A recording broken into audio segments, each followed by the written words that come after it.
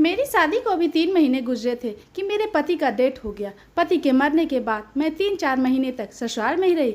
फिर मेरे mummy papa मुझे लेने के लिए आए, लेकिन मैं उनके साथ नहीं गई क्योंकि मैं अपने मम्मी पापा पर बोझ नहीं बनना चाहती थी। क्योंकि मेरे माँ बाप माली हालत कुछ ठीक नहीं थी। उन्होंने बहुत ही मुश्किल से मेरी शादी की थी। मेरे ससुराल वाले बहुत खासे अमीर थे।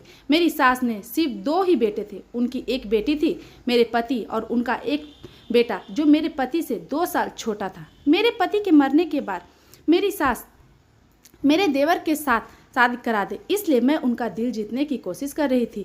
घर में सारा काम खुद ही करती। रात को सोने से पहले अपनी सास के पैर दबाती करती। मुझे जितना हो सकता था मैं अपनी सास की सेवा करती थी और उन्हें कभी भी शिकायत का मौका नहीं देती थी, क्योंकि मैं चाहती थी कि वह एक बार फिर से मुझे अपनी बहू बना ले।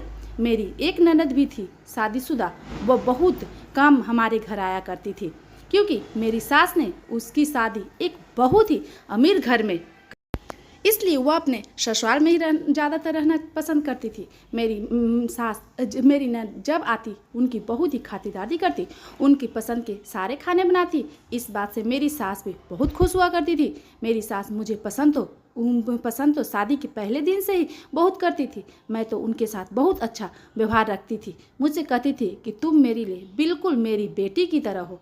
तुम जिस तरह मेरी सेवा करती हो, इस तरह तो कोई बेटी भी अपनी माँ की सेवा नहीं कर सकती। मैं अपनी सास को किसी तरह से दिल जाना चाहती थी, क्योंकि हमारे घर में सिर्फ मेरी सास की हुकूमत चलती थी। हर चीज़ उनके कहने पे ही होती थी। इसलिए मुझे विश्वास हो गया था कि वह मेरे देवर के साथ मेरी शादी कर देगी। मेरा देवर जो कि अमेरिका में डॉक्टर की पढ़ाई कर रहा था, उसके वापस आने के सिर्फ 3 महीने रह गए थे और मैं दिल में बहुत ज़्यादा खुश हो रही थी।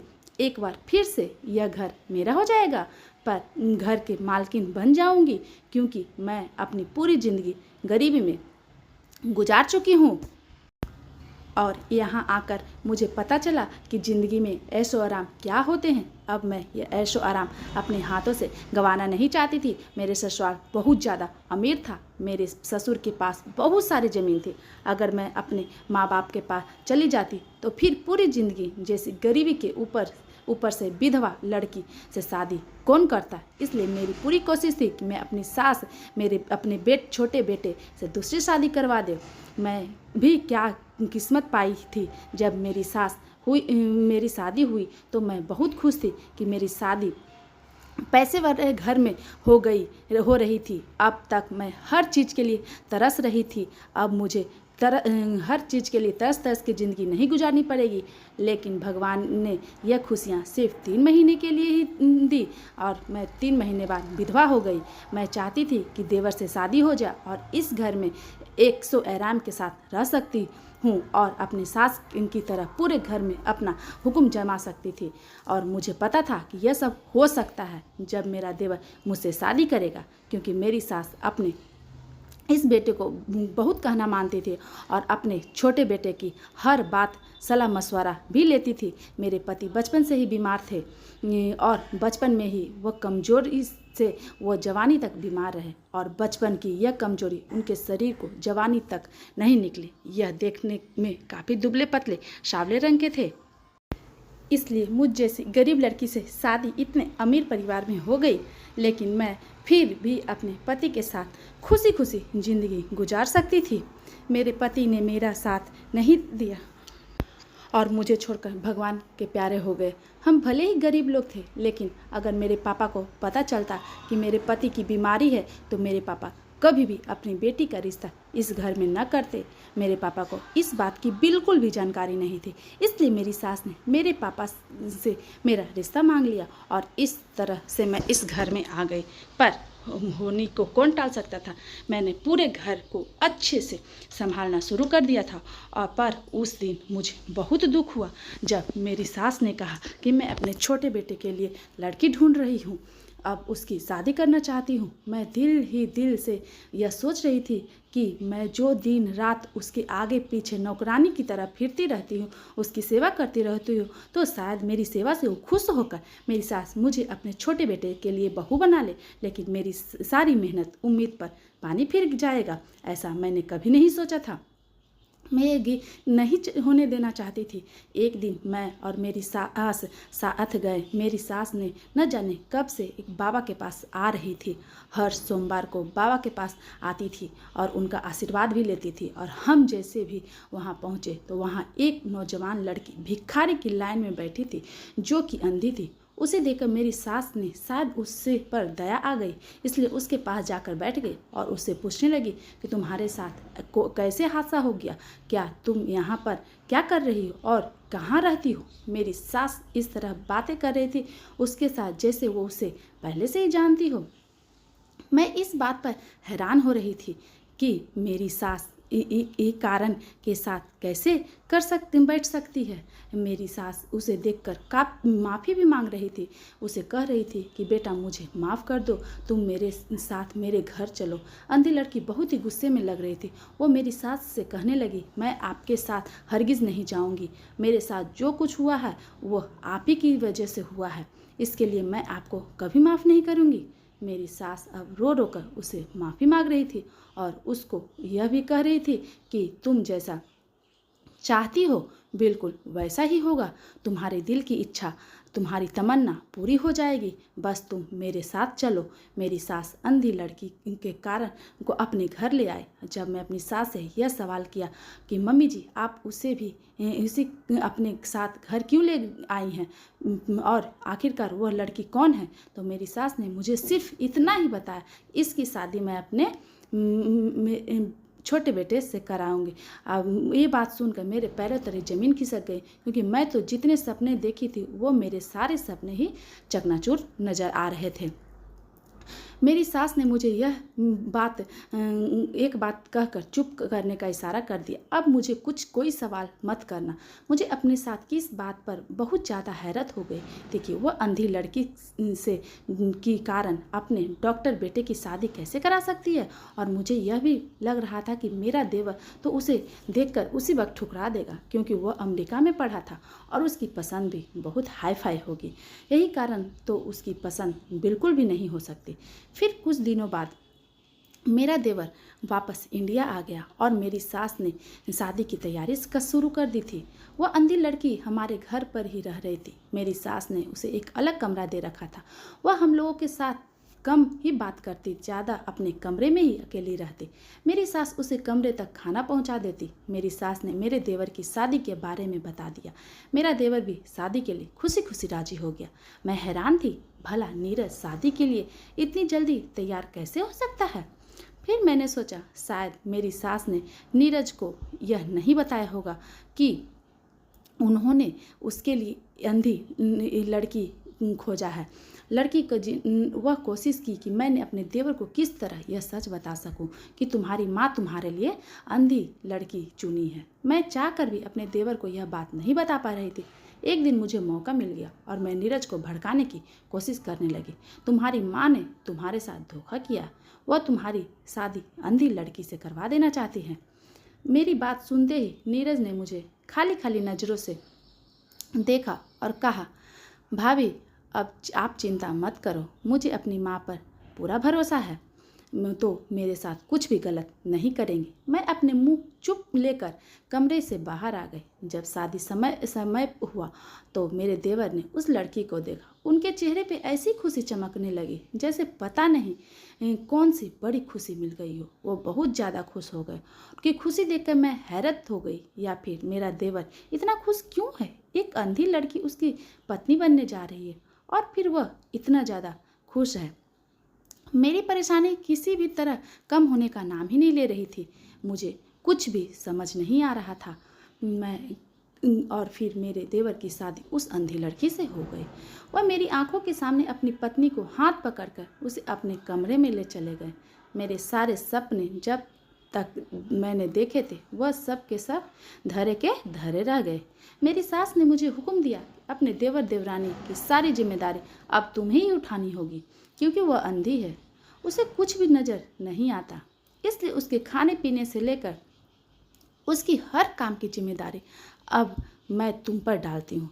मुझे यह बात बिल्कुल भी अच्छी नहीं लगी थी। मैं पहले तो अपनी सास की सेवा कि अब इस घर में फिर मेरी सास ने मुझे देवरानी का नौकरानी बना लगा दिया। मैंने हिम्मत करके अपनी सास से बात करने का फैसला कर लिया और फिर मैं उनके कमरे में चले गए।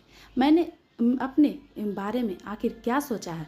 आप कब तक मुझे अपने इस घर की नौकरानी बना कर रखेंगे? पहले तो सिर्फ आप थी, अब तो आपकी एक अंधी लड़की को मेरे सर पे लाके बिठा दिया है। आप मेरे पति की माँ थी, इसलिए मैं आपकी सेवा दिल और जान से करते थे, पर मैं उस अंधी का भी नौकरानी नहीं बन सकती। मेरी सास ने मुझे कहा कि इधर आओ, मेरे पास आकर बैठो, मैं तुम्हें कुछ बताती हूँ कि वह लड़की कौन है। मुझे मेरी सास अब बिल्कुल भी अच्छी नहीं लगती थी। मेरा दिल भी नहीं कर रहा था इसी समय इस घर को छोड़कर कहीं दूर चली जाऊं, क्योंकि मैं अपने मकसद में अपना काम तो हुआ ही नहीं। मुझे उसकी अब कोई भी बात सुनना गवारा नहीं था, लेकिन मैं मजबूरी में उनके पास जाकर बैठ गई। मेरी सास ने मुझे बताया कि जब नीरज अमेरिका नहीं गया था तब की बात है। यह लड़की जिसका नाम नीलम है हमारे ही मोहल्ले में रहती थी और नीरज उसको बहुत पसंद करता था। नीलम भी नीरज को पसंद करती थी। नीरज ने कई बार मुझसे कहा कि माँ, मेरा रिश्ता लेकर नीलम के घर चली जाओ, पर वह हम लोग से बहुत गरीब थे और मैं नीरज का रिश्ता बहुत ही अमीर खानदान में करवाना चाहती थी, जो कि मेरे टक्कर का होना चाहिए। नीरज ने मुझे बहुत बार कहा, मुझे समझाया कि माँ, इंसान की खुशियों के आगे पैसे की कोई मोल नहीं होता। मुझे यह बात समझ में नहीं आती थी और उनको कहा कि अपनी बेटी को समझाओ कि मेरे बेटे से दूर रहे, वरना आप लोगों के साथ अच्छा नहीं होगा। मैं जानती हूँ कि आपकी नज़र मेरी दौलत पे है, मेरी जायदाद पे है, इसलिए आपने बेटी को मेरे बेटे को फंसाने के लिए बोला है, पर जैसा आप लोग चाहते हैं मैं वैसा ही बिल्कुल नहीं होने दूँगी। नीलम की माँ मुझे रोक रोक कर कह रही थी, हमने अपनी बेटी को ऐसा कुछ नहीं करने को कहा है। हम लोग गरीब जरूर हैं पर इज्जत वाले हैं। आप यहाँ आकर इस तरह से तमाशा करेंगे तो मोहल्ले में हमारी क्या इज्जत रह जाएगी। और फिर औरत ने मुझसे कहा कि मैं आज के बाद अपनी बेटी को आपके बेटे से नहीं मिलने दूंगी, आप निश्चित होकर यहाँ से जाए। मैं घर वापस आई तो नीरज ने मुझसे बात नहीं की। जब मैं खाना खाने के लिए कहा तो वह मना कर दिया। नीरज की ये बेरुखी मुझे बिल्कुल सहन नहीं हो रही थी, क्योंकि इससे पहले कभी भी ऐसा नहीं हुआ था। नीरज मुझसे बात ही न कर रहा था और मेरी किसी भी बात का जवाब भी नहीं दे रहा। उसी लड़की को फ़ोन करके बता दिया कि मैं उसके घर उसके माँ पापा को पूरे मोहल्ले के सामने बेइज्जत करके आई हूँ। अगली सुबह नीरज जब घर से बाहर जा रहा था तो मैंने उससे पूछा कि कहाँ जा रहे हो, तो उसने मुझे बताया कि मैं नेहा से मिलने जा रहा हूँ। मैं उससे बहुत रोका। मैंने उससे कहा, मैं उसे गरीब लड़की से तुम्हारी शादी हरगिज़ नहीं करवाऊंगी। उसकी नज़र सिर्फ हमारी दौलत पर है, जो तुम्हें नज़र नहीं आ रही है। नीरज मेरी सारी बातें सुनकर बाहर चला गया तो उसने मुझसे कोई बात का जवाब नहीं दिया। थोड़ी ही देर बाद जब वो घर वापस आया तो बहुत ही चिल्ला चिल्ला कर रो रहा था। अपने कमरे में चला गया। उसे वहाँ पर रखी हर चीज़ तोड़ दी। ऐसा लग रहा था मैंने उसके कमरे का दरवाज़ा खटखटाया पर उसने कोई जवाब तक न दिया। मेरा एक बड़ा बेटा तो पहले ही बीमार रहता था, पर अब मैं अपना यह बेटा गंवाना नहीं चाहती थी। मैं कैसे भी करके उस लड़की और उसके परिवार को शहर से निकलवा देना चाहती थी, क्योंकि मुझे ऐसा लग रहा था कि अगर वह लोग यहाँ से चले जाएंगे तो नीरज का संपर्क उस लड़की से खत्म हो जाएगा और उस लड़की को भूल जाएगा और फिर सब कुछ ठीक हो जाएगा। नीरज ने उस दिन पूरा दिन कमरे में बंद रहा। मैं फिर उस लड़की के घर चली गई। मैं उस लड़की के माँ बाप के कहा कि आप लोग इस शहर से कहीं दूर चले जाइए, इसके बदले में आप लोग मुझसे जितने भी पैसे मांगेंगे मैं आपको देने के लिए तैयार हूँ। बस अपनी बेटी को कहिए और मेरे बेटे से पीछा छुड़वा दे और इसकी ज़िंदगी से दूर चली जाए। तभी कमरे से निकलकर नीलम बाहर आ गई और मुझसे कहने लगी, बेफिक्र हो जाइए, मैं आपके बेटे से कभी नहीं मिलूंगी। नीलम ने मुझे बताया कि आज ही वह मुझसे मिलने आया था, लेकिन मैंने उसको वापस भेज दिया, उसके साथ अपना रिश्ता हमेशा के लिए ख़त्म कर दिया। नीलम ने मुझसे कहा कि हमें आपके पैसे नहीं चाहिए, हम तो पहले ही सोच चुके हैं कि हम यह शहर आज रात को ही छोड़कर चले जाएंगे। आपकी बहुत बड़ी कृपा होगी, क्या आप अपने बेटे को समझाइए कि वह हमारा पीछा ना करे, हमें सुकून की ज़िंदगी जीने दे। आपका बेटा ही मेरे पीछे पड़ा था। वो तो हमेशा से ही उसे कहती थी कि मैं शादी करूँगा तो सिर्फ तुमसे ही करूँगा। नीलम ने कहा, मुझे समझाया किया कि कुछ भी बताने की ज़रूरत नहीं, जितनी जल्दी हो सके शहर से निकल जाओ। जब मैं घर आई तो नीरज का हालत बिगड़ चुका था। मैंने यह सोचा कि वैसे कुछ ही दिनों की बात है, धीरे धीरे खुद ही ठीक हो जाएगा और नीलम को भी भूल जाएगा। पर ऐसा कुछ भी नहीं हुआ। नीरज की तबीयत दिन पे दिन खराब होती जा रही थी। उसे हॉस्पिटल में 3 दिन के लिए भर्ती किया जा रहा था। उसे खाना पीना बिल्कुल ही छोड़ दिया था, बंद कर दिया था। और फिर एक दिन तो नीरज को बेहोश होकर गिर गया। बेहोश की हालत में नीलम की नाम पुकारे रहा था। उस दिन मुझे एहसास हुआ कि काश मैं नीलम के साथ उसकी शादी कर देती तो आज मेरे बेटे की यह हालत न होती। उस दिन मेरा बेटा अस्पताल में दाखिल था। जिस दिन मेरा थोड़ा होश है, उस दिन मुझे रो रो कर कह रहा था, मम्मी मुझे नीलम के पास जाना है, भगवान के लिए मुझे मिलवा दो, सिर्फ एक बार मुझे उसकी शक्ल दिखा दो, मैं उसके बिना मर जाऊंगा। मैं उससे मिलने की कोशिश करता हूँ लेकिन वो मुझसे खुद ही मिलना नहीं चाहती है। मैं उससे मिलने गया था पर उसके साथ अपना रिश्ता ख़त्म कर दिया और पता नहीं मुझे छोड़कर कहाँ चली गई। और नीरज को क्या हो खबर थी कि उसके शहर से निकाल दिया गया। नीरज उसी दिन के पास रहा, वह मिलने से गया लेकिन मेरा दिल हमेशा शहर छोड़ कर दिया था। नीरज को समझाया कि तुम ठीक हो जाओ, मैं तुम्हारा रिश्ता लेकर उस लड़की के घर जाऊंगी, मैं तुमसे वादा करती हूँ। यह खबर सुनने के बाद नीरज का तबीयत कुछ ठीक होने लगी। फिर बहुत दिन बाद और तबीयत ठीक हो गई। जब घर वापस आया तो नीरज फिर से मिलने के लिए गया, क्या वो बहुत मायूस होकर घर वापस लौटा। मुझसे बताया कि मम्मी अब तो आप भी मान गई थी, आपकी भी शादी के लिए राजी हो गई थी। फिर पता नहीं क्यों नीलम और उसके परिवार वाले यह शहर छोड़कर कहीं चले गए और उसका नंबर भी बंद जा रहा है। मैं उसको कहाँ ढूंढूं? लेकिन मैं नीरज को कुछ नहीं बताया। वह लोग मेरे कहने पर ही ऐसा किया है, मेरे कहने पे ही ये शहर छोड़ के गए हैं, क्योंकि मैं जानती तो भी नहीं कि वे लोग आखिर गए कहाँ हैं। नीरज ने पूरे 6 महीने तक मिलने की तलाश की लेकिन वह कहीं तो नहीं मिली। और आगे कमाई लेकर नीरज को यह बात स्वीकार नहीं करने पर क्या मेरा मुझको नहीं मिलेगा। फिर उसने फैसला किया कि यह शहर छोड़कर चला जाएगा और कभी वापस नहीं आएगा। नीरज का यह फैसला सुनकर मैं बहुत दुखी हुई और अपने आप पर कोसती रही कि आखिर मैंने ऐसा क्यों किया। अगर उसके साथ नीलम के शादी करवा देती तो कम से कम मेरा बेटा मेरे आंखों के सामने तो रहता और यह देश छोड़ के तो कभी न जाता। नीरज को मैं समझाने की बहुत कोशिश की, उसे रोकने की भी बहुत ही कोशिश की, पर उसने मेरी एक न मानी। मैं अपने लिए पछतावे रही थी। मैं उसके क्षेत्र में जाकर अपने बेटे की खुशियाँ बर्बाद कर दी और फिर उसके बाद मेरा जाने पता चला लेकिन मैंने नीलम को हर तरह से खोजा, सब रिश्ते कर दिया। अगर आप लोग कहीं नीलम के बारे में कुछ पता चले तो मुझे ज़रूर बताएं। अजीब बात थी कि किसी ने भी उसके बारे में कुछ नहीं पता था। आखिर वे लोग गए तो कहाँ? उसके बारे में हर सोमवार को एक बाबा के पास जाते थे। मैं चाहती थी कि किसी तरह वो हमें मिला दे। वो मुझे मिल गई। मैं रोज़ बाबा का आशीर्वाद लेती थी और बात करती थी कि भगवान से प्रार्थना करती कि मेरी बेटी की खुशियाँ वापस ला जाए।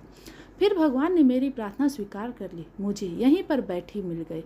मैं जब वहाँ पर देखा तो मैं बहुत खुश हो गई। उसने अपने घर लेकर आई। नीलम ने मुझे बताया कि जिस रात वे लोग घर शहर छोड़ के जा रहे थे उसी रात बहुत बड़ा एक्सीडेंट हो गया था और एक्सीडेंट में उसके माँ बाप का स्वर्गवास हो गया था। इस दुनिया को छोड़कर चले गए और माँ बाप के मरने के बाद नीलम बिल्कुल अकेली रह गई और एक्सीडेंट होने के बाद उसकी दोनों आंखें भी चली गई। यह बात सुनकर मैं भी बहुत रोने लगी क्योंकि उसके साथ यह सब कुछ मेरी वजह से हुआ था। और फिर मैंने फैसला कर लिया कि मैं नीलम की शादी नीरज के साथ ज़रूर करवाऊंगी। जैसे वापस आया तो नीलम को देखकर खुश हो गया। नीरज को खुश देखकर मैं भी बेफिक्र हो गई क्योंकि मुझे एक पल के लिए भी अपनी ज़िंदगी में सुकून महसूस होता था। मेरे पास पैसे की कमी नहीं थी। भगवान का दिया सब कुछ था, लेकिन जब मेरा बेटा ही खुश नहीं रहता तो फिर इन पैसों को क्या करती। और मेरा बेटा, मुझे पता है कि तुम्हारे दिल में क्या था। तुम चाहती थी, मैंने भी सोचा था कि अगर मेरे बेटे की ज़िंदगी में नीलम नहीं होती तो मैं तुम्हारे नीरज की पत्नी बना देती, लेकिन मैं मजबूर हूँ, वो पैसे नहीं कर सकती जैसा तुम चाहती हो। तुम मेरी बेटी हो, तो मैं जिस तरह मेरी सेवा की है उसका फल तुम्हें भगवान जरूर देगा। तुम जैसा चाहोगी अब वैसा ही करूँगी।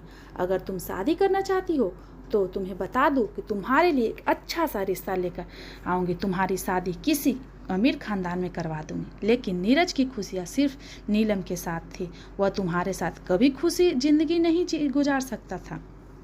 मेरी सास ने मुझे कहा, मेरे पास जितनी भी दौलत है मैं अपनी आधी दौलत तुम्हारे नाम कर दूंगी। आधा ऐसा तुम्हारा होगा, आधा नीरज का होगा। फिर भी तुम अपनी ज़िंदगी का कोई भी फैसला लेना चाहती हो तो बेफिक्र लो। तुम जो कहोगी मैं वैसा ही होगा। अपनी सास की सारी बातें सुनकर मुझे उस समय एहसास हुआ कि मैं जो कुछ सोच रही थी वो बहुत ही गलत था। मुझे अपने घर वालों का प्यार भी नज़र नहीं आ रहा था। अगर वो चाहते तो अपने बेटे की मौत के बाद मुझे अपने माँ के घर भेज सकते थे, पर उन लोगों ने मेरे साथ ऐसा कुछ नहीं किया। मेरी सास ने अपनी बेटी बनाकर मुझे अपने पास रख लिया। मैंने इसी समय अपनी सास से कह दिया, मम्मी जी, अब मैं पूरी ज़िंदगी आप लोगों के साथ गुजार देंगी। इस घर में मुझे कितनी खुशियाँ मिली है, मैं तो कभी सोच भी नहीं सकती थी। मेरी ज़िंदगी में इतनी खुशियाँ मुझे नसीब हुई है। आप जितने कुछ मुझे दिया है वो मेरे लिए बहुत ही ज़्यादा है। मुझे अब और ज़्यादा की इच्छा नहीं है। मेरी सास ने मुझे गले लगा लिया और मुझसे कहा, तुम मेरी बेटी हो, हमेशा बेटी ही रहोगी। और अपनी सास की आवाज़ सुनकर मुझे बहुत खुशी मिली। अब आप हम दोनों बेफिक्र बिल्कुल करिए, मैं अपनी देवरानी का ख्याल रखूंगी। उसकी आंखें नहीं है तो क्या हुआ, मेरे लिए वह मेरी बहन जैसी है। मैं उसकी कभी भी विश्वास एहसास नहीं होने दूंगी कि उसके कुछ भी नज़र नहीं आता। मैं उसका बहुत ज़्यादा ख्याल रखूंगी। जैसे ही खाना लेकर नीरज के कमरे में गई, नीरज के कमरे में 3 और डॉक्टर बैठे हुए थे। नीरज उसके साथ नीलम के बारे में बातें कर रहा था। मैं जिस लड़की के बारे में आप बता रहे थे, वह लड़की जिससे मैं बहुत मोहब्बत करता था, अब भगवान की कृपा देख ले नीलम मुझे मिल गई है। नीरज ने के डॉक्टर दोस्त नीलम से बहुत ज़्यादा तारीफ़ कर रहे थे और वह तारीफ़ के काबिल भी थी, क्योंकि नीलम बहुत ही खूबसूरत लड़की थी। नीरज के दोस्त जो कि डॉक्टर थे, वो नीरज से कह रहे थे कि नीलम को अमेरिका ले जा, ऑपरेशन करवा और फिर लाकर वापस आ जाए। यह बात सुनकर मुझे बहुत ज़्यादा खुशी हो रही थी। उसकी आंखों की रोशनी एक बार फिर से वापस आ जाएगी और फिर हम दोनों देवरानी जेठानी इस घर में खुशी खुशी ज़िंदगी गुजारेंगे। दोस्तों, ये कहानी आपको कैसी लगी? प्लीज़ वीडियो को लाइक करें। चैनल पे नए हो तो चैनल को सब्सक्राइब करें और हमारे बेल बटन को ज़रूर दबाएं और हमें कमेंट करके ज़रूर बताएं। धन्यवाद।